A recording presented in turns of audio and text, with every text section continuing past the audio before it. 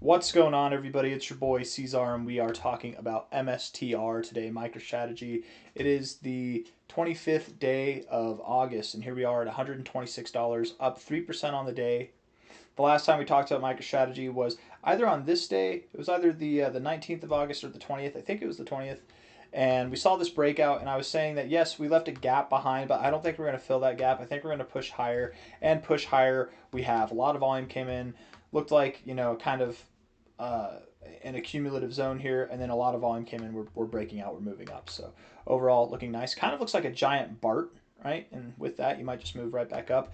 I want to look at this on the weekly time frame because we have looked at MicroStrategy. So I'm sorry, strategy, not MicroStrategy, MSTR, so little over the past months. That's a very bullish candle, guys. I mean, that right there looks like a breakout candle to me. Last week with that close, moving up this week, we take the all-time high to the cycle low that you had here. You're right at the 236. You could find turbulence here at $128. You really could. Ultimately, however, you find turbulence here, maybe you come back, you find support at $105. Prior support there, prior support back here, prior resistance there. It makes sense. Maybe you do. Let's take this even. Let's try to make more sense out of it. Let's see, from a low to a high.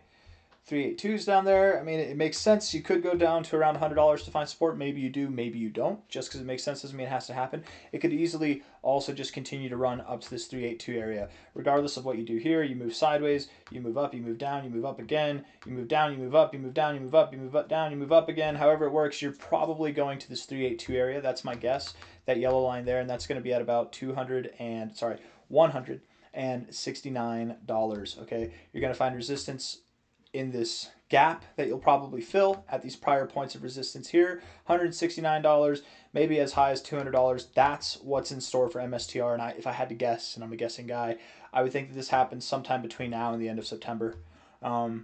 If it's not between now and the end of September, it could be, maybe we take again a little bit of a chill, and then it's October, November that we're reaching for these prices. But still, somewhere within the next month to 3 months, we should be up significantly for MSTR. Which is nice to see. And then going into the end of the year, if not maybe sometime in 2027, we should effectively get a higher high and thus formally break out of this downtrend overall. So that'd be nice to see as well. Looking at this on the weekly time frame, RSI, super bullish. I mean, the signs were there, man. You had higher lows here. You had like triple bullish divergence, higher lows there, lower lows here. The signs were there. Getting that recovery now. Stochastics are coming up. MACD's cross green. I mean, the last couple times you've crossed green, you've seen some phenomenal. Let's actually go over that real quick. Okay, what happened here? Whenever you cross green from your relative low to your relative high, the move that you saw overall was a 82% move. Okay. Whenever you cross green here, the relative low here to the relative high there was a 27% move. Okay, and that was kind of at the top here. It was like a false move up. Okay, it might be a false reading, what do they call that, an outlier. From a low to a high here, 377% move dating back to October 2024. We crossed green here from the relative low to the relative high. That was a 89% move, very close to that 82% move there. And then we're crossing green now from the relative low to where we are here, 66%. So that's already above that 27% move. Let's see what this looks like at about 80%. 80% puts you right around $151, and that's pretty. That's pretty close to $169. I mean, I wouldn't be surprised at all if we saw something around 160, 169, and maybe even more. We might see something that's larger than these 80, 27, 89% moves. We might see something larger than that because this was bear market behavior. I think we're at the end of the bear market now. Crypto's rallying. So overall, this move really could top off, again, somewhere around $160, $200. I think that makes a lot of sense to me. So it doesn't have to happen. Maybe we see something more exuberant like this. I don't know, or smaller, but we've already moved up 66%. We're having a good time so far. This just crossed last week bullishly, and you look like you're doing good with your other indicators. At all these high points here, like this one here, stochastics was overbought. This one here, stochastics was overbought. This one here, stochastics was overbought as well. And then this one here, up here, stochastics was at least overbought. You haven't been overbought yet. So again, just that right there, and then also on the RSI, you were overbought. You were in these overbought areas as well. You're not overbought now. That right there is part of why I believe we have more to go in this move. I do believe we have more to go. So could we find resistance here? Sure. I think if we were going to do it, we would have done it already. We've had a few days in this area to find resistance. We're probably going to keep pushing higher. I don't think there's anything else to talk about. This is kind of a quick video for MSTR, but we're just checking the pulse. We're getting in on it. You know, it's not a whole lot to talk about, really. That MACD looks awesome. This is what you want to see. If you got this bearish divergence forming, I don't even know if it's bearish divergence. Not really. Just decay and bullish momentum, and then it starts to build without even crossing. That's awesome, guys.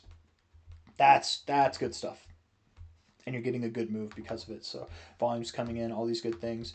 You can look at the monthly time frame. Anybody who's theorizing that this is a head and shoulders pattern, you're wrong. It's not a head and shoulders pattern. It's too ugly. It's not well formed, and then also the volume profile doesn't match. You can keep thinking it's a head and shoulders pattern, and you can keep thinking that while it disproves you. It will see new all-time highs. I do believe MSTR will see new all-time highs, and I believe where it's going to is probably somewhere around $908 to $1,800 first. Consolidate, do your thing, whatever, and then continue to rally to a multi-$1,000 price, potentially in 2028. That's my expectation. MSTR, by the way, let's see. This topped off in February 2021. This topped off here November 2024. The last two bull cycles in a row for Bitcoin. Since MSTR has been a part of the crypto ecosystem, since they started adopting Bitcoin in their treasury, it has topped off a significant time before Bitcoin has. Okay, both times. February 2021, that's the second month. November's the 11th month. We topped off in 9 months before Bitcoin topped off, and then started our bear market in the same time.